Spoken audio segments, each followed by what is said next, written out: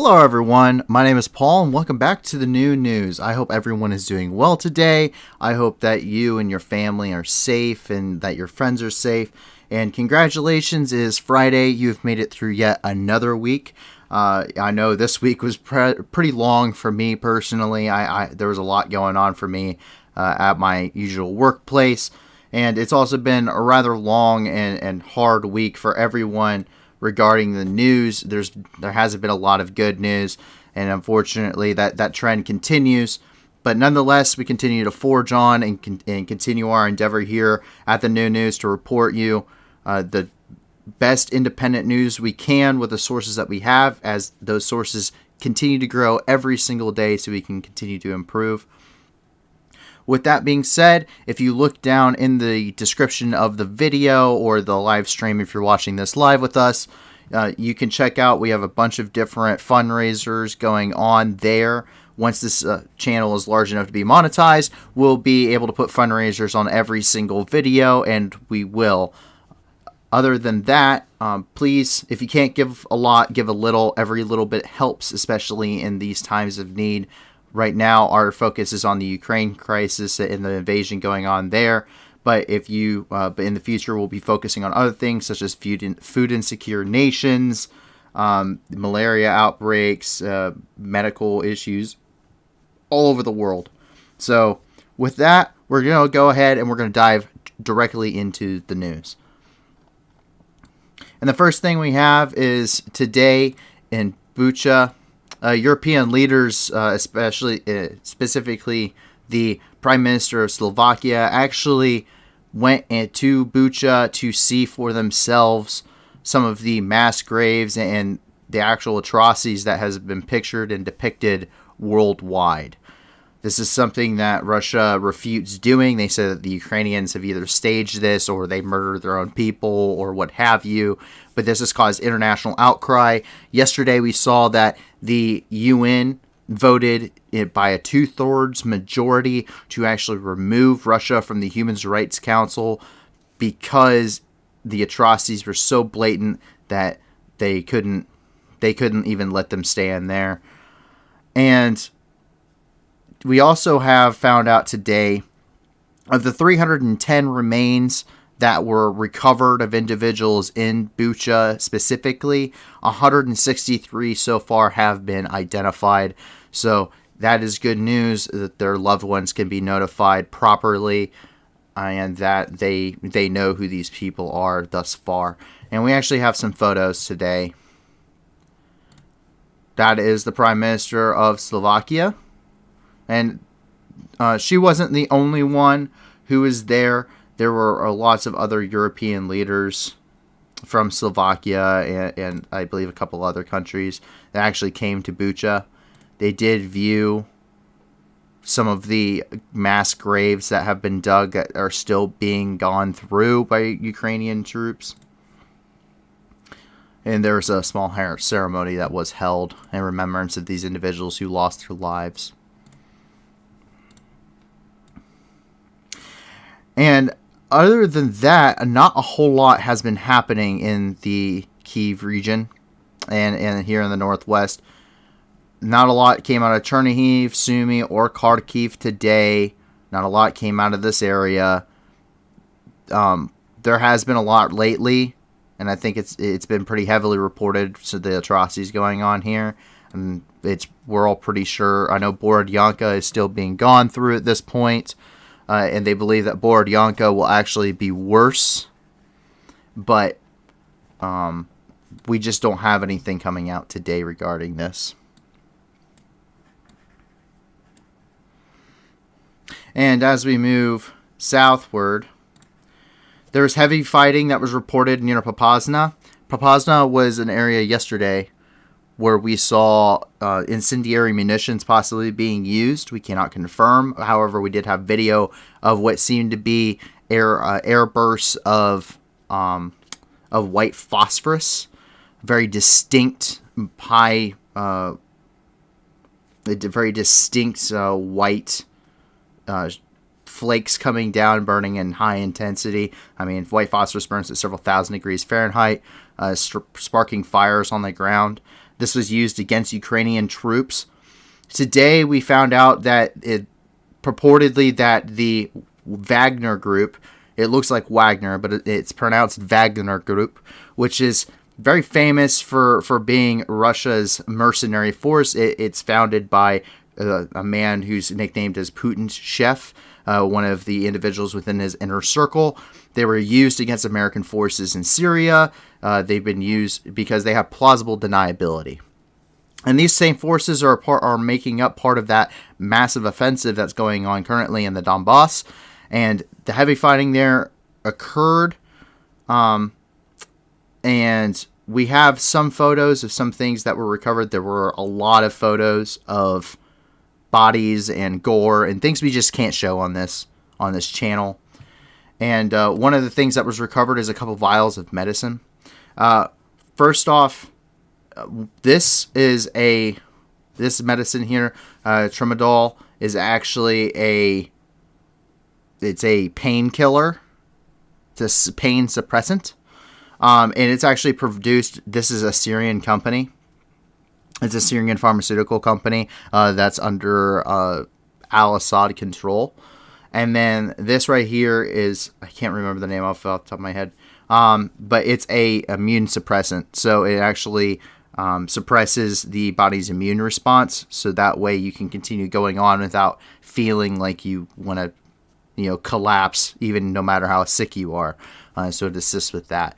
Not sure why they're carrying them. I'm guessing it's just so that way they can continue to fight longer and not feel as much doing so. That's something common during World War II. Amphetamines were used pretty much the entire Blitzkrieg. The entire German force was essentially just methed out on amphetamines. They were awake for days. And so this is probably a similar situation. And very quickly today, we get to Kramatorsk. It's been heavily reported today. We have found some pretty interesting stuff regarding this that hasn't been shown. I do want to disclose some things that one of these pictures is a little bit more intense than what we normally show here, but it's something that we felt needed to be shown. 52 people are confirmed killed and 109 wounded after a Tochka-U medium-range ballistic missile struck a rail station in the town of Kramatorsk. We have actually put this directly on the marker of the rail station. Supposedly, Russian forces were attempting to hit a Ukrainian force, a Ukrainian munitions train. That we do not believe is the case. In Russian, on the side of the missile that we'll show here, it was actually painted on for children, which in Russian is more of for revenge of children, of the children. And we do know that at least 5 children were killed, and 40 surgeons are currently operating on the individuals that were wounded. And so far, there are reports that there is extensive need for amputations. And we have some photos. This is after the bodies that were here. There is a video that shows those bodies. I'm sure you can find it online if you really wish. I do not recommend it. This is the aftermath of the blast on the train station.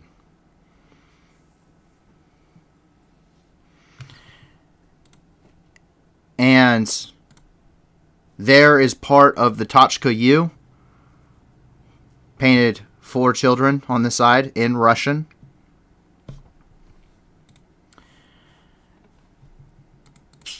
Pretty, something interesting about this is that Russia denies doing this.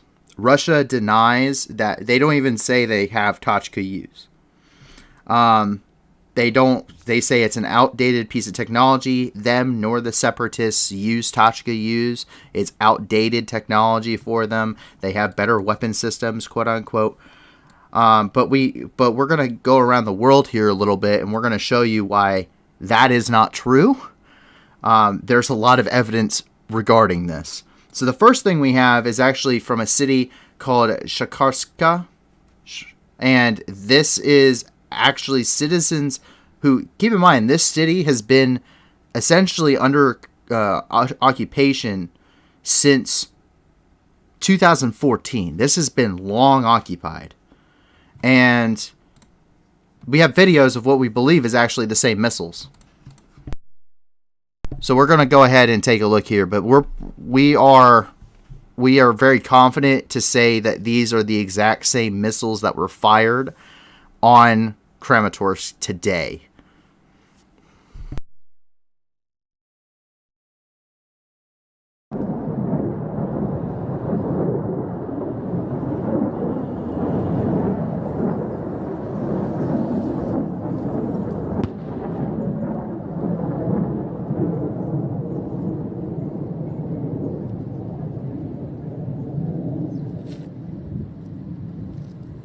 Шахтерск, 15:53.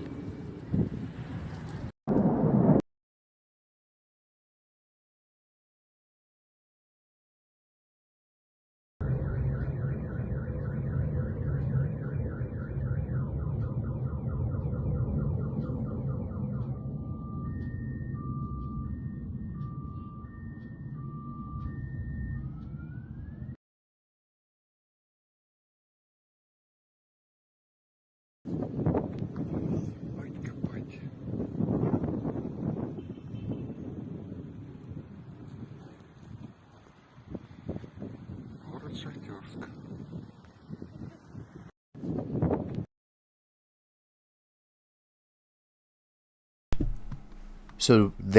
So we have the results.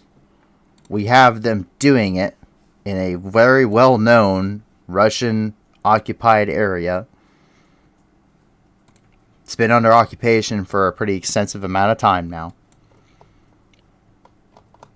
If we go up here to Moscow, this comes from the RIA news agency.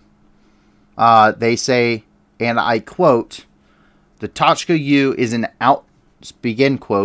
outdated missile system which is not in service in Russia, DNR, or LNR, but is actively used by Ukrainian formations." This comes from RIA Novosti, which is a state-owned Russian news agency. This is state-owned, which means that this statement, which we have, that page, we have it. I'll translate it to English for you. We had it verified as well, because we have translators here. They say Ukrainian troops struck with Tochka U in Kramatorsk. They say that Ukrainian troops did this. And go in here. The headquarters stressed that this is an outdated missile system which is not in service by Russia, DNR, and LNR, but is actively used by Ukrainian formations. They're saying that Ukraine did this to themselves. Ukrainian troops struck Kramatorsk with Tochka U missile. This means that this statement had to be approved by the Russian state because it's state-owned. This means the Russian government will back what is being said here.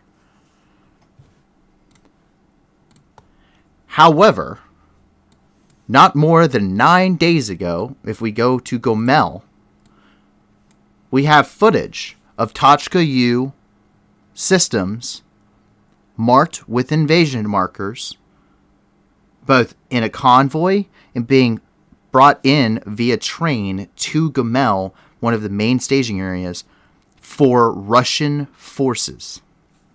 This is less than 9 days ago.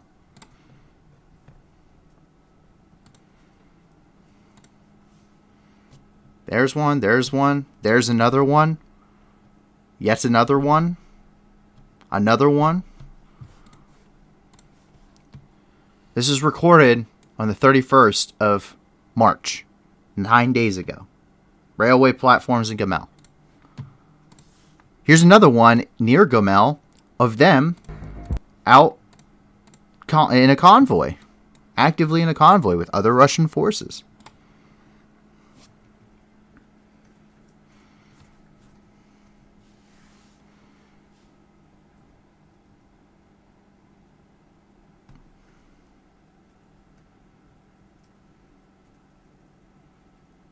You can see the Tochka U missiles in the back.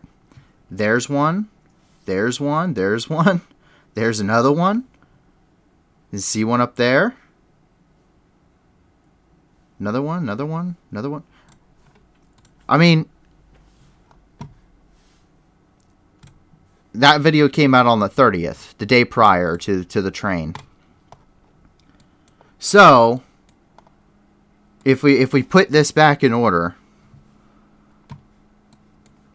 videos of Russian forces with Tochka-U's systems okay, they fire from inside of well-known controlled Russian territory, hit Kramatorsk on a civilian platform, kill 52 civilians, including 5 children, and injure another 109 who, keep in mind, there still may be a higher death toll because some of those people may in fact die. And then they claim that the Ukrainians did it on state-run, which means that any statement they make has to be government-backed. So we have an atrocity. See, the difference with Gomel and Irpin and Borodyanka is that there are no videos of them committing the atrocities. There are no videos of them digging mass graves and executing people en masse and the kind of stuff. So there is some way, shape, or form, however slim, for Moscow to say it could have been staged, it could have been this, it could have been that, and it requires an investigation. We here have every single part, from it being fired, to the impact, to them being brought in, to the response saying it was Ukraine instead of Russia, to show that the Russian media, Russian government, is lying. From start to finish. We have, for a very rare instance, the very proof needed to show, in order, the events that the Russian media is lying. That Russian government, because it's state-run media, is in fact lying. So, if we have to declare our biases here, because a lot of places don't, and I'm going. I declared it yesterday as well. We are pro-Ukrainian. We try to be as unbiased as possible when we're giving the news. We know it's not perfect because the news is delivered by people, and people are not perfect. We cannot be always center line. But the situation has been shocking for us. There's a lot of stuff that we don't post here, we can't post here. YouTube will not be very happy with us, and we don't think a lot of people need to see the real guts and gore to really understand the absolute distasteful activities and atrocities being committed inside of the country of Ukraine. It's not necessary. You can get the picture with the stuff that's already safe for work, let alone the stuff that isn't. And there are still people who support Russia and their position after what's going on Bucha. There's still, however slim, plausible deniability. You cannot do that after this incident. You cannot say we do not have Tochka-U's 9 days after the video of you having Tochka-U's comes out. It's not just lying, it's blatantly lying. And we have the videos of you shooting them, and then we have the videos and the photos of the results. And to say it was Ukrainians, the missile wasn't painted, the words on the missile weren't painted in Ukrainian like a Ukrainian would do. It was painted in Russian. They couldn't even get a translator to paint it in Ukrainian. They had to paint it in Russian. So, take that for what you will, but I cannot see any way, shape, or form how an individual can support Russia at this point.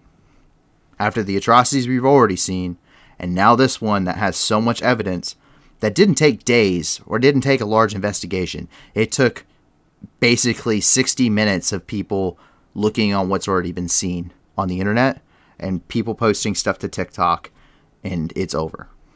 Any statement is useless. So we are pro-Ukrainian here on this channel.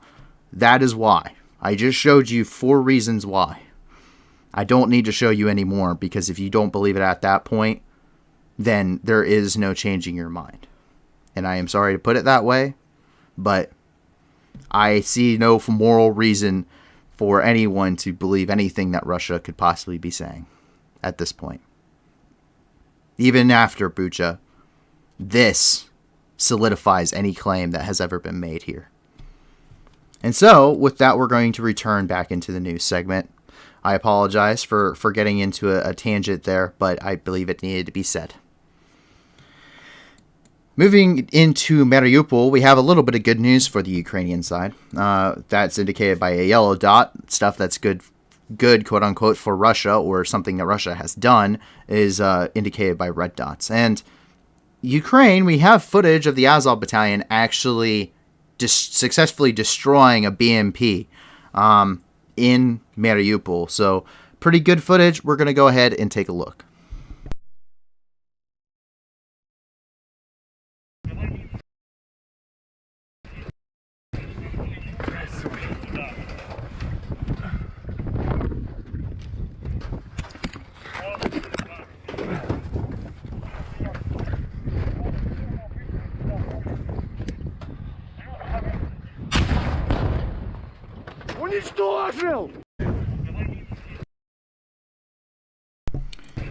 So, as you can see here,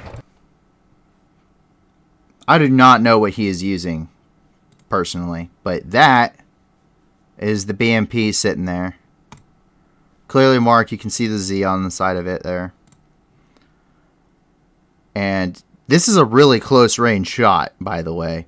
And he just puts one right into the side of it. BMPs do not have a lot of armor on them. They're basically like a tin can.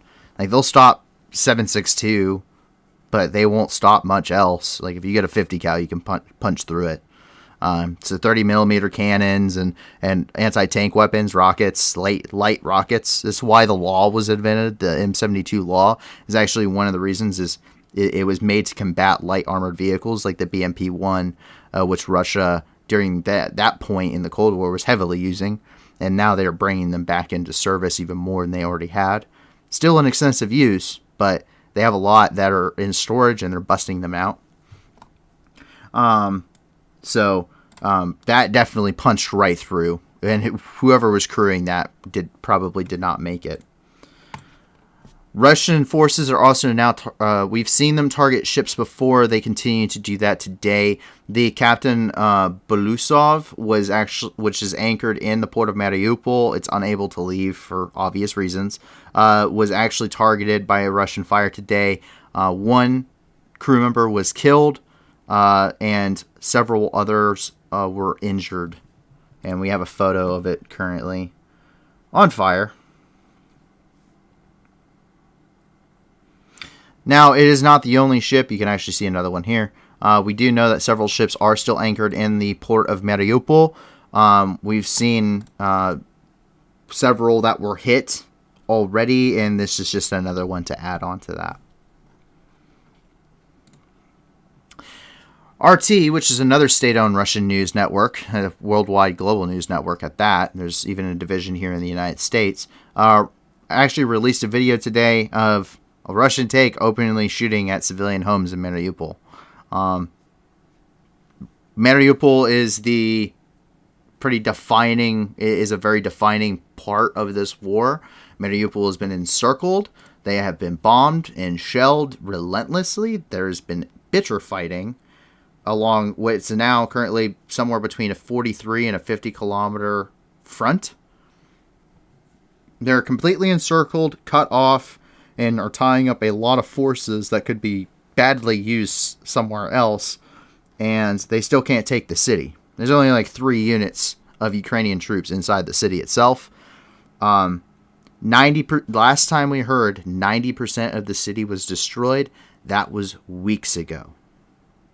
90% of the city will need to be demolished if it's still standing, and it will have to be rebuilt from the ground up.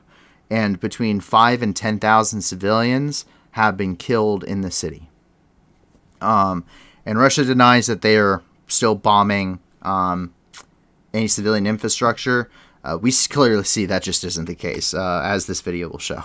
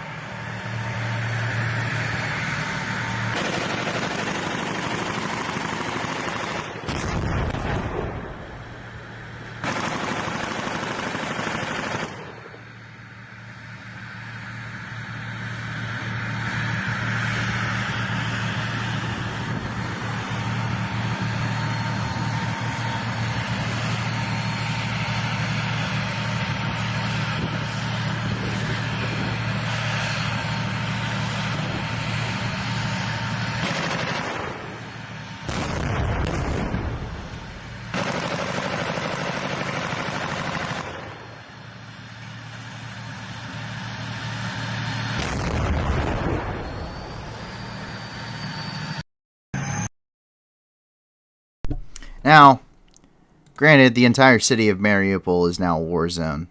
And I'm sure as we saw, the Azov battalion was crawling on roofs over here of civilian structures, shooting at them. So there is, to an extent, a military reason for them engaging military structures. But we didn't see them being engaged by anything.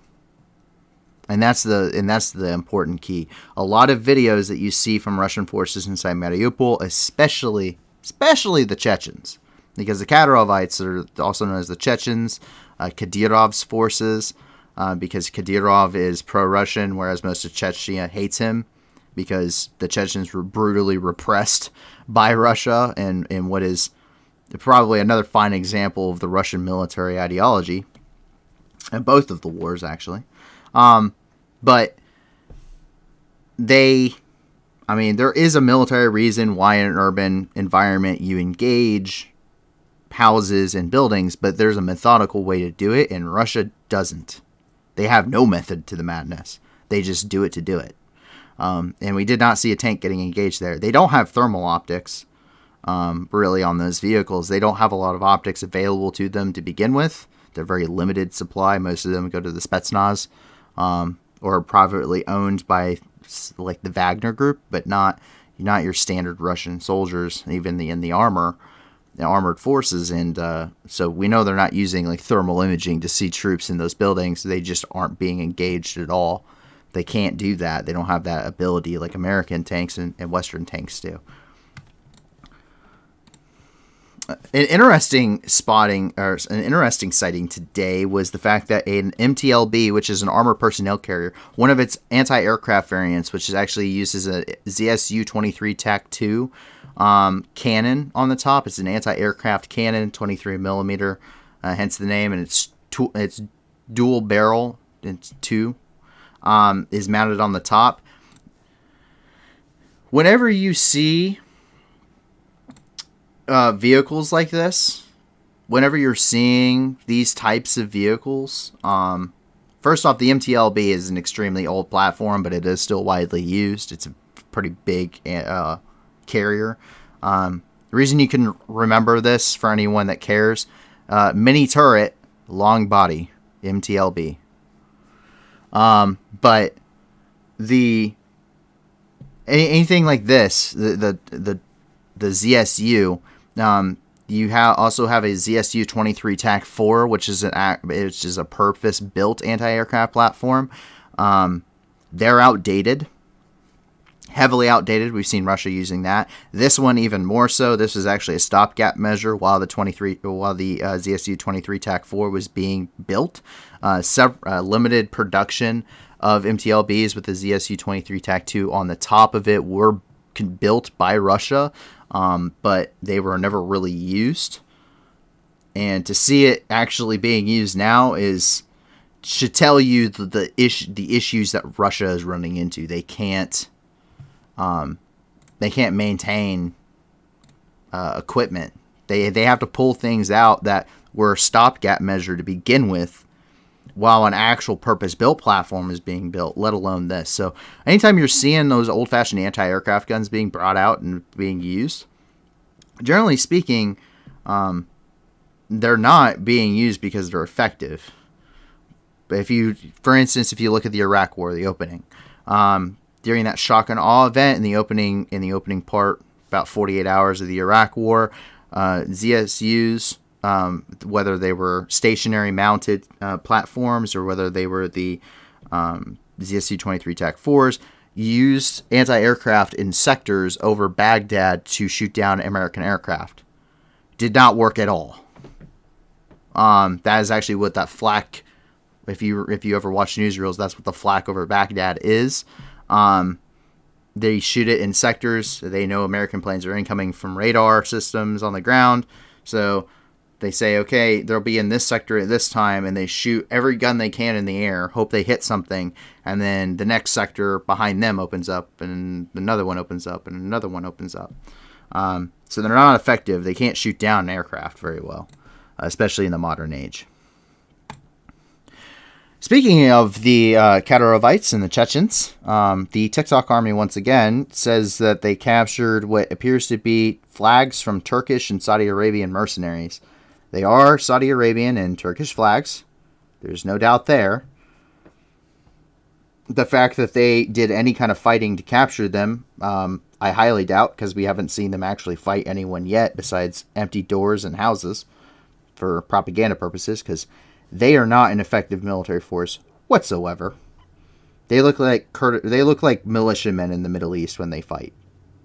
And in their propaganda videos, they are not very good at it at all. They'd probably, if they actually were to go into combat in Mariupol, they'd probably be wiped out in about 24 hours. But we have a video here from Kadyrov's forces.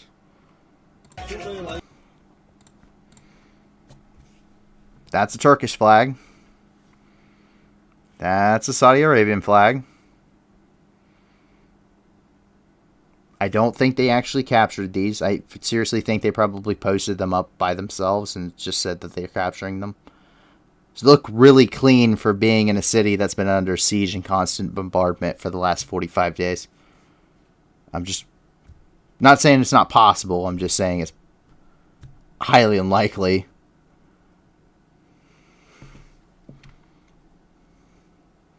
If this was a hideout, why wouldn't you show the rest of the hideout? Why show just the flags? It's kind of a pointless thing. So anyway, there's Kadyrov, the Chechens, quote unquote, capturing some flags from some Turkish guys and some Saudi guys. Props to them if they're in Mariupol. I hope they end up getting rid of these guys. Moving on, though, we have something a little bit more heavy-hearted. And for those that are easily distraught, I don't recommend listening to this portion or to this video. The Chechens recorded what appears to be one of their war crimes. They apparently got shelled by their own guys on accident during when they were using like BM-21s and shelling and saturating an area in mass. They survived. They pulled out their phones and started showing off the way people normally do when something crazy happens to them. However, in the background, and you'll hear this very clearly, there's a woman screaming, and we can hear a gunshot ring out, and then you don't hear from her at all after that fact. You don't see it, but it's very clear. So if you're easily distraught by this kind of stuff, I recommend you just put it on mute until the video's over. But let's go ahead and take a look.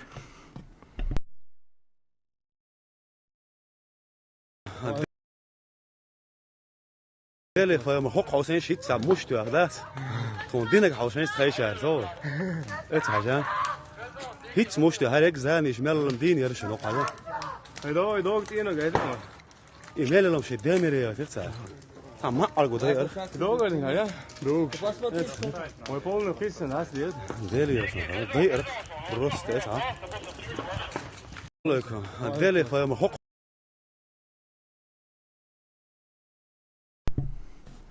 So as I'm sure you could hear, just another affirmation as to what's going on. We don't know who it was. We don't know why. We don't know what's going on behind the scenes. We don't know if she was wounded during the bombardment. We don't know what's going on, but it's pretty clear what happened. So, there's not much more I can really add to that. If pictures are worth 1,000 words, then videos are priceless. And it's videos like that that indeed prove rumors that we hear out of the places like Zaporizhia and Lviv now, that Mariupol survivors have been able to escape across the country and tell their stories. And what we're hearing from doctors out of Zaporizhia of what was done to even young girls.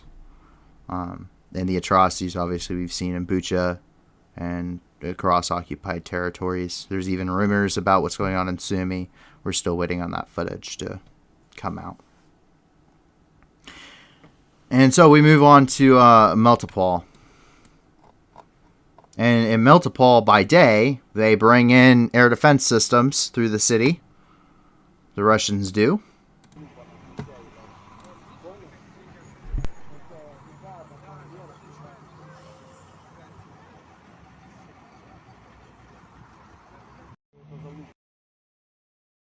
See, that's what I'm talking about. This is the Su-23 TAC-4. That's been outdated for a long time now. So, it has a very bad radar system on it. The 2S6, which actually uses both anti-aircraft guns and missiles, replaced this thing. But they haven't put them out in enough quantity to actually be useful. So, they're busting out the stuff that's been obsolete for the past 40 years. I really don't know how else to put that. And then by night, however, so they bring in weapons in the day, and then by night they take stolen agricultural equipment. They're stealing tractors and agricultural equipment and shipping it back in the dead of night back to Crimea. They bring their tanks and their weapons in the day, and at night they're stealing all of the farmers' stuff, and they're shipping it to Crimea for their farmers. I mean, it speaks for itself. That's not the only thing today out of this area. And we also are hearing from Ukrainian news sources that a humanitarian aid convoy was stopped today outside of the city. They were refused entry into the city, and then the Russian forces actually raided and took all of the humanitarian supplies for themselves today and turned the convoy around and sent them home. We do not have any photos or videos to confirm this. I'm sure there may be some stuff that comes out over the next couple of days. If we're able to find it, we'll post it here and follow up. However, that is coming from a Ukrainian news source regarding the humanitarian missions going on inside the country and inside the occupied zones. This isn't the first time we've either seen or heard of it happening, so it's not out of the realm of possibilities. We saw everything from civilian cars to humanitarian convoys getting looted rather early on into the conflict. So at this point, with the logistics growing even worse over time, because they definitely didn't get better, I can 100% see that this plausibly did happen. However, the mayor of the city of Mariupol also stated today that 100 citizens had been abducted by Russian forces thus far and are currently missing. At least 100. There's probably more. The city is not very small by any means. And so it is likely that there are more people missing, and that could also lead to similar situations. We heard missing persons in occupied areas before, and they were later discovered and not in a suitable way for anybody. A lot of them were discovered. There have been mass graves. There are still a lot of people missing and unidentified. There are people buried under the rubble in Borodyanka, which is why they believe that Borodyanka will actually be much worse than Bucha. They found 26 under just 2 apartment buildings yesterday, and the cleanup hasn't even really begun there yet. And so it's very possible we may find these people deceased later if the trend continues. And for our last bit here in Ukraine, actually some good news for Ukrainian forces. And Ukrainians are now known to be on the outskirts of Belozerka, which is within eyeshot of Kherson. We've talked about this a little bit. There has not been a lot of forthcoming information after there were a lot of gains in an initial push. There was a big burst of information, and now there's almost nothing again. This normally comes as Ukrainian forces are on the move and as things are being done by Ukraine. They don't want to show where their forces are. But today, it appears that the Canadian Legion, or the Canadian Foreign Legion, is at least in the outskirts of Belozerka. I'm sure they're further along at this point because I'm sure they're not there anymore. Otherwise, this information probably wouldn't have come out. But that puts them just outside the city of Kherson, which means that this front has pushed significantly since the last time we were able to get any information here. We've heard about some things happening up here in the north and towards the center here, as there's been kind of a wedge drive between trying to isolate these two pockets and these two bridges separately and taking them on separately. We know that the Russians were probably expecting to lose Kherson just from the actions, the way that they were withdrawing, their scorched earth tactics. They entirely burned this entire city. Cherno here, they burned it as they were withdrawing, and which we saw footage of. And then we also know that they have mined the bridge here and the bridge here. We do have reports of that. They also moved their helicopter fleet away from Kherson and moved it back further from the line, so that way it wouldn't be in the range of Ukrainian forces. Realistically, they moved it over here to Chaplinka. And so they're probably expecting to lose Kherson.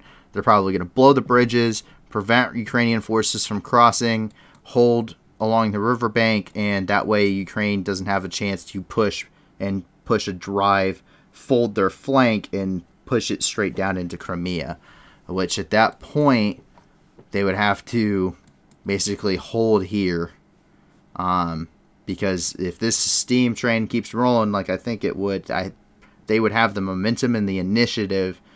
Because the Russians have lost that initiative, they now have the momentum to continue a drive, as Russian forces are going to be in a hasty retreat if they lose the city. And it would fold this flank, meaning that they would have to pull either from their north. We've seen counteroffensives up here in the north be successful, or they would have to pull from Mariupol, and effectively that means that they do themselves in and they will never take the city of Mariupol. I don't think they're going to take it anyway, because it's been a month and a half and the city's still there. It's still 50-kilometer wide front that they still can't push through, and so I don't think they're ever going to fall as is, but let alone if they pull troops off this line to try and reinforce somewhere else and hope they don't get bogged down in the process, say in Melitopol, between retreating and advancing Russian forces there. But that is the news for Ukraine. If you're here for the Ukrainian section, at least inside of the country, that is the news that we have for today. There's still some Ukrainian some Ukrainian centralized news, mostly talking about international lethal aid assistance. However, that is the majority of the news going on for inside of the country in Ukraine. And we're going to go ahead and we're going to move on to the international news segment here. And the first thing we're going to do is we're going to go back up here into Moscow. And in Russia has now their Duma, which is essentially their Congress for people from the West. They're drafting a law for the state or the nation of Russia to seize the foreign assets of companies that have shut down their operations because of the sanctions. So this means that any oil companies that have pulled out of the area, any supply and distribution companies, McDonald's, if they are upholding the sanctions, they are going to have their assets seized by Russia. This is something that was expected, but Russia has not done until now. If we go over here into Slovakia sent even more lethal aid. Slovakia is not a large country. They do not have a large military force, so anything major that they give is really depleting what they are able to use for themselves. And they've given a lot. They gave 40 BMP-1s and T-72 tanks, which Slovakia does not have that large of a armored force to begin with, so it's a huge contribution. Same idea as if you can't give a lot, give a little. Well, for a country that has a little, they give a lot. And today they are giving Ukraine, or have handed over to Ukraine, an undisclosed number of S-300 missile batteries, as well as 16 new Zuzana artillery pieces. So we actually can see here some of that.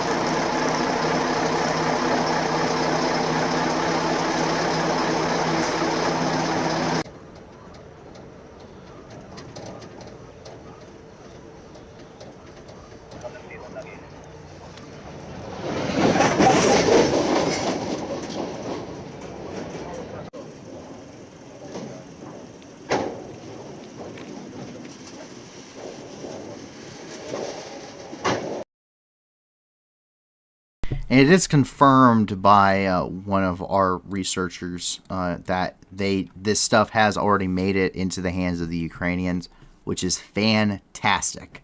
But we can actually show you here. This is one of those artillery pieces that they're giving 16 of these things to Ukraine.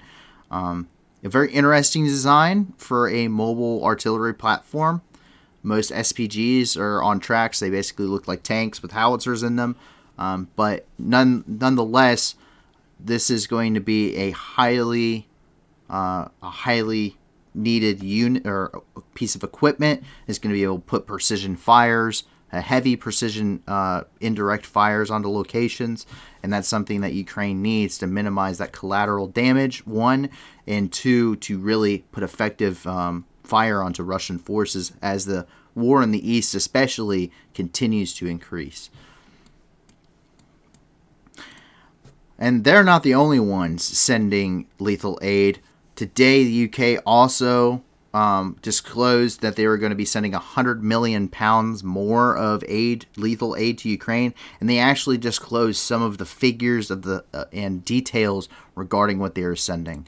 So part of that lethal aid package today is going to be 800 additional in-law anti-tank missiles, and some additional Javelin missiles, additional Starstreak air defense systems, and more non-lethal aid, including some ballistics helmets, body armor, night vision devices, things that are badly needed by the basic infantry on the ground that are really life-saving measures and are force multipliers.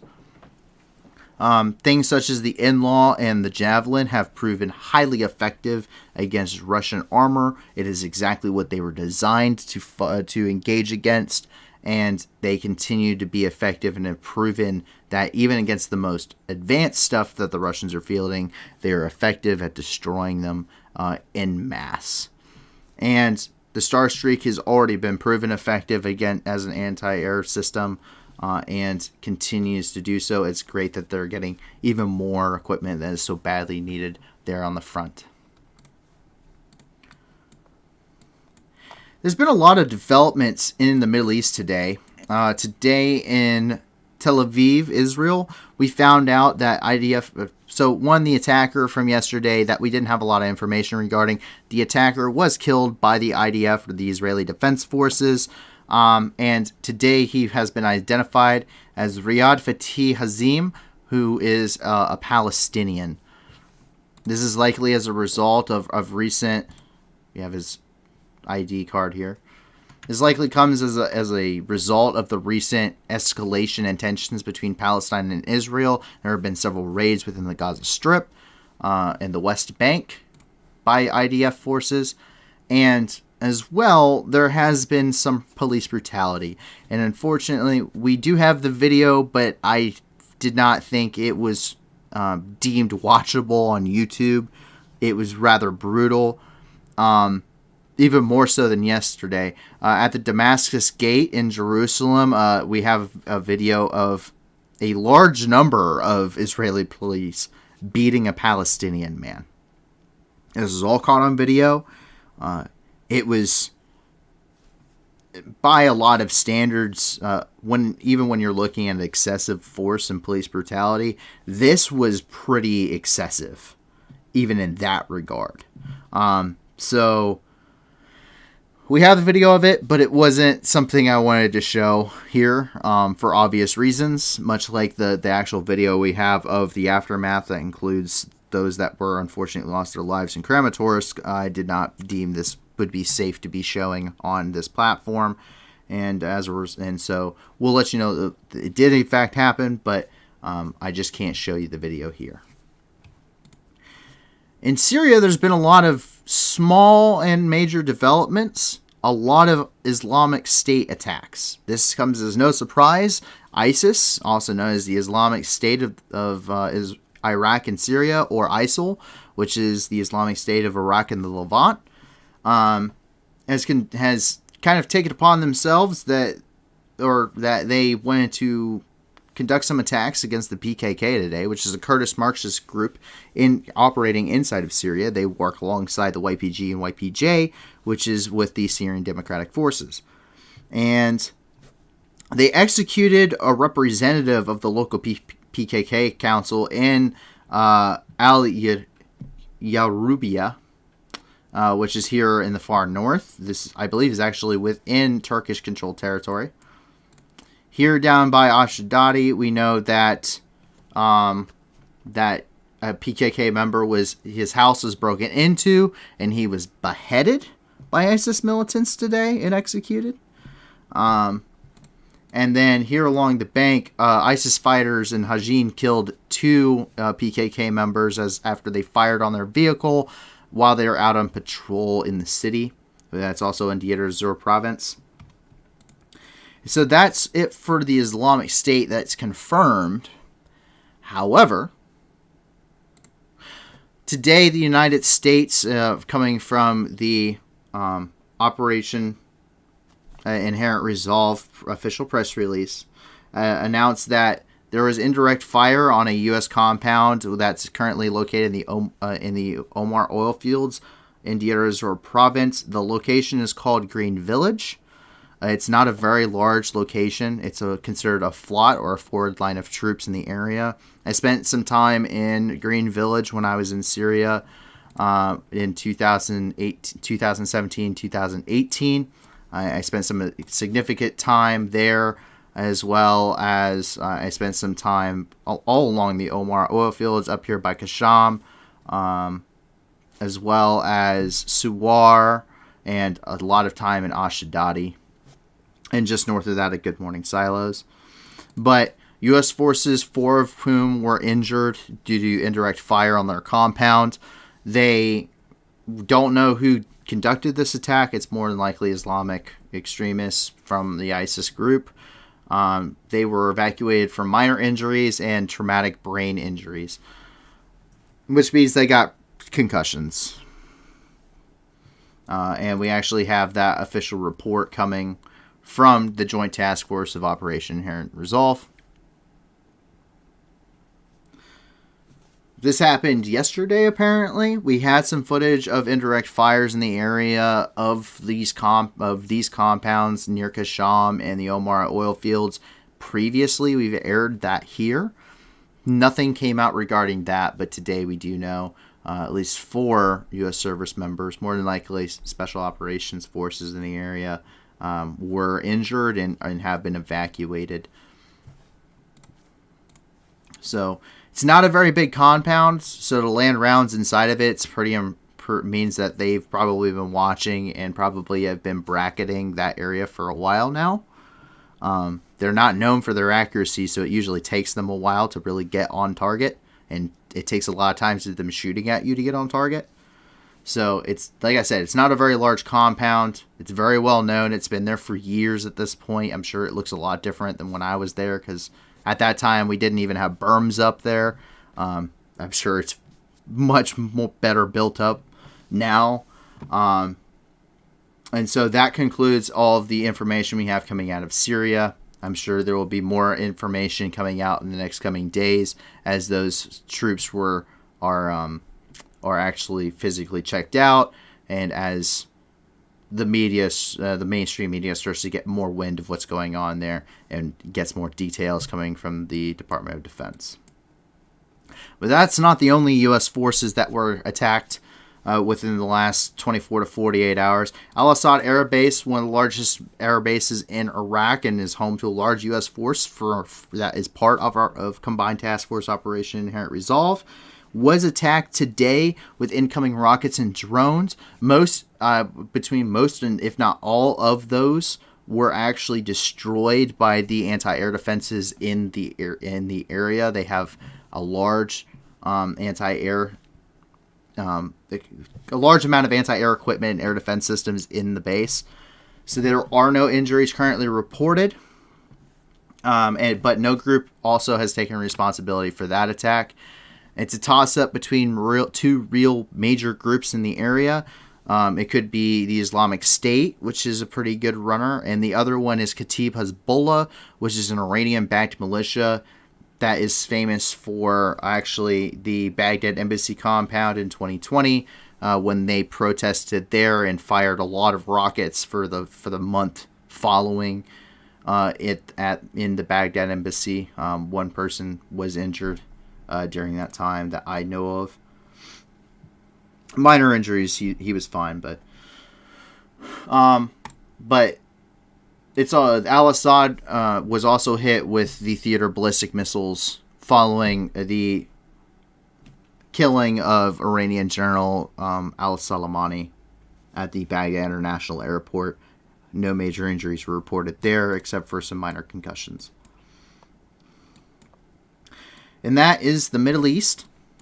Africa, we did not have a lot of information coming out today.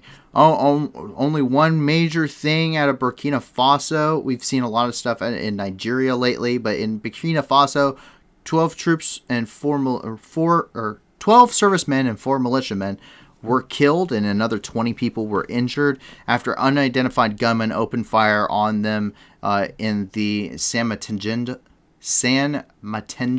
region of Burkina Faso. It was a mass casualty incident. Once again, they do not know who is behind the attack. That's something Burkina Faso, both of the attacks that we have looked at thus far, no one has been identified. Similarly with a lot of the attacks in Nigeria. And as we continue on in Peru, the protests, despite curfews being put in place by the government, the unrest continues. And we've seen unrest happen. There's been a lot due to the supply shortages from both the COVID-19 pandemic that's been rocking the world for the last couple of years at this point, but also now the international sanctions that have occurred as a result of the war in Ukraine has driven food and gas prices worldwide to repression or economic depression like levels and recession like levels. And it's caused a lot of outrage in the country of Peru.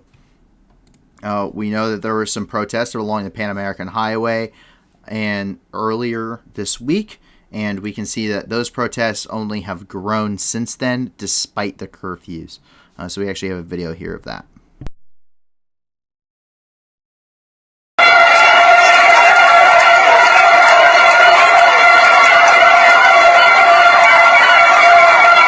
Buena cantidad de gente.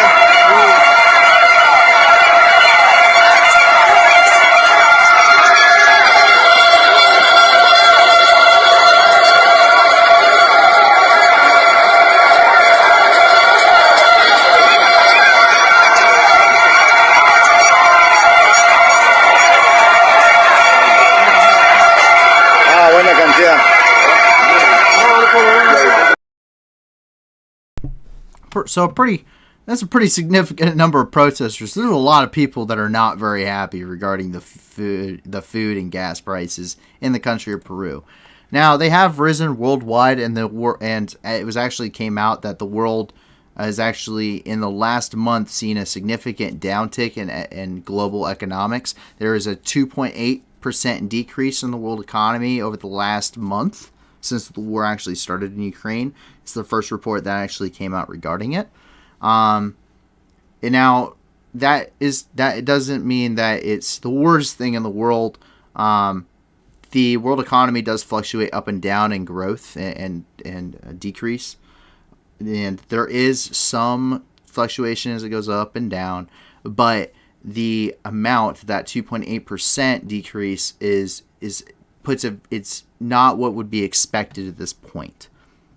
Just like the stock market goes up and down, so does the world economy, but that rapid 2.8% dive was not something that was expected at this point, though they were kind of looking for it, but it is not what should have been projected at this point in time. There should have been a much slimmer margin of error. And in Costa Rica, a DHL Boeing 757-200 cargo aircraft, upon conducting an emergency landing at an international airport, actually broke apart. And we do have a video of that. Nobody was injured per se. However, the crew is currently going under medical review as a precaution, just in case. So we're going to go ahead and take a look at this crash footage. It is pretty impressive, and I'm very happy that no one was injured. It was a pretty serious incident, and it's currently being investigated by local authorities. So let's go ahead and watch that video.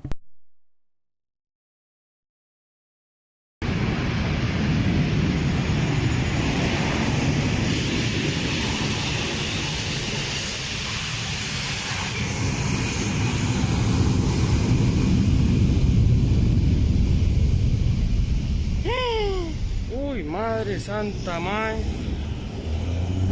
Uy, mae. Carepicha, mae.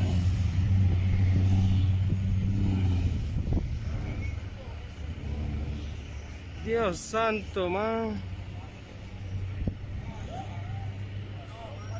Ay, madre.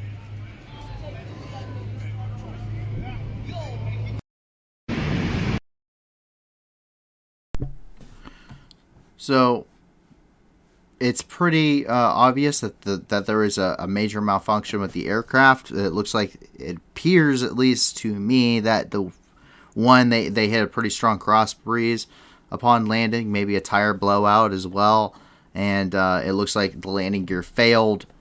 It went into kind of a ditch, and it kind of seems to have snapped that aircraft in half, just because of the angle it rested on and the force of it coming down. But I'm sure the investigation will be a lot better than me, who has not a whole lot of knowledge in the world of aviation and aviation crashes. In the United States today, more Ukrainian centralized news here. The U.S. Department of Defense released more information regarding the latest Ukrainian lethal aid package. This came out very late yesterday and did not make it into yesterday's stream, but we thought it would be important to include it here. And we actually have the fact sheet from the U.S. Department of Defense. So they're getting additional anti-armor and anti-aircraft systems. And so we know that they are sending 1,400 Stingers, 5,000 Javelin missiles, 7,000 other anti-armor systems, which will likely be AT-4s, RPGs, M72 Laws, Carl Gustavs probably as well. Just a large number of things. Hundreds of Switchblade drones. I am very happy they did not include a number there. Supposedly it's up to about 700 right now, but the Switchblade is basically like the hunter-killer drone from Call of Duty Black Ops 2. I hope they unlock other perks as well as the war continues. Not to make too much of a joke of a bad situation, but it's a pretty. It is also this. The Switchblade is a force multiplier, much as the rest of these. 7,000 small arms, at least. It says over 7,000. So lots of AKs, weapon systems they know how to use. 50 million rounds of ammunition, badly needed. We saw a video of that yesterday. 45,000 sets of body armors and helmets. That's 40,000 troops that have now equipment, life-saving equipment for them that can actually take rounds. Laser-guided rocket systems, the Puma unmanned aerial system. That is just a reconnaissance aircraft. Has a very nice high-definition camera. To land it, you actually crash it into something, and it purposely breaks into pieces. 4 counter-artillery and counter-unmanned area system tracking radars. Badly needed. I hope they're not too large as systems, because that can be targeted by Russian air support. 4 counter-mortar radar systems, same kind of ideology. Armored high-mobility multi-purpose wheeled vehicles. That's a Humvee. I'm glad to see AM General, who's the producer of the Humvee, is actually getting some new business, apparently. Their contract ran out with the U.S. government, but it's proven very effective before. We've seen Ukrainian Humvees give the Russians a bad time, and it's good to see that they're getting more. Night division devices, thermal imagery systems, and optics, all badly needed, and also force multipliers for just your average rifleman, because the Russians do not have any of that gear. Tactical secure communications, also a good thing. However, there is a danger there, because Russians do maintain the ability to break a lot of secure tactical communication systems. We've seen that happen before. Not to go into too much detail, because I don't know how much is unclassified. Commercial satellite imagery services. That's great. Maxar satellites are awesome. I wish we could have one here. Hopefully we get to the point where we can. Explosive ordnance disposal gear, highly needed, especially in Bucha right now, where they believe a lot of the bodies and buildings there are currently booby-trapped and mined. Medical supplies, such as including first aid kits. More life-saving gear, fantastic. I've heard that there is a need for tourniquets. Cat tourniquets are fantastic. It's what we used. I hope they get a lot of those as well. That can save your life even from the verge of death. Very awesome, a piece of equipment, and very easy to use. And finally, we go to South Africa. And South Africa we always try to end the night on a good note or an interesting one. Tonight we ended on another one. The Meerkat telescope discovered a record-breaking laser from space. Now, it's not what you think. It's not like aliens are trying to communicate with us. It's a radio wave laser, also called as a mega maser. This traveled for 5 billion light years. And it came to us, and it's caused when two galaxies violently collide with each other. It's pretty awesome. It's very interesting to see. It traveled a very far distance. I think they said it's like 5 billion kilometers, which I believe is 58 with, I think it's 64 zeros behind it or something like that. Some ridiculous number. But nonetheless, it's a very cool discovery. This comes as the furthest galaxy we've ever seen was actually photographed, which it could be either a galaxy or it could be a black hole. They're not sure, but the largest or the furthest away object in space that we've ever seen was found. The furthest star that we know of was identified, that we can clearly identify as a star, was identified a couple days ago. And so it's very cool to see what's going on. We were hit with a solar wind, and there's now a 12,000 mile deep canyon of fire in the sun. If that's not cool to you, I don't know what could be. But it's cool to see there's been a lot of developments in the space field and astronomy. So hopefully we see what's going on. Supposedly this is also what's going on right here, as well as the even more so the furthest galaxy candidate ever visualized, is also considering how long it takes for that light to reach us. It also means that it's the closest that we have ever looked at the Big Bang, because we're seeing what's happening light years and billions of years into the past every time you look at a star. And the further it is, the closer to the past you're looking, or the further back in the past you're looking. So it shows us what's happening when the universe was very young, and it gives us a better understanding of what caused all of this, what we call our universe, our world, and us as individuals to be here.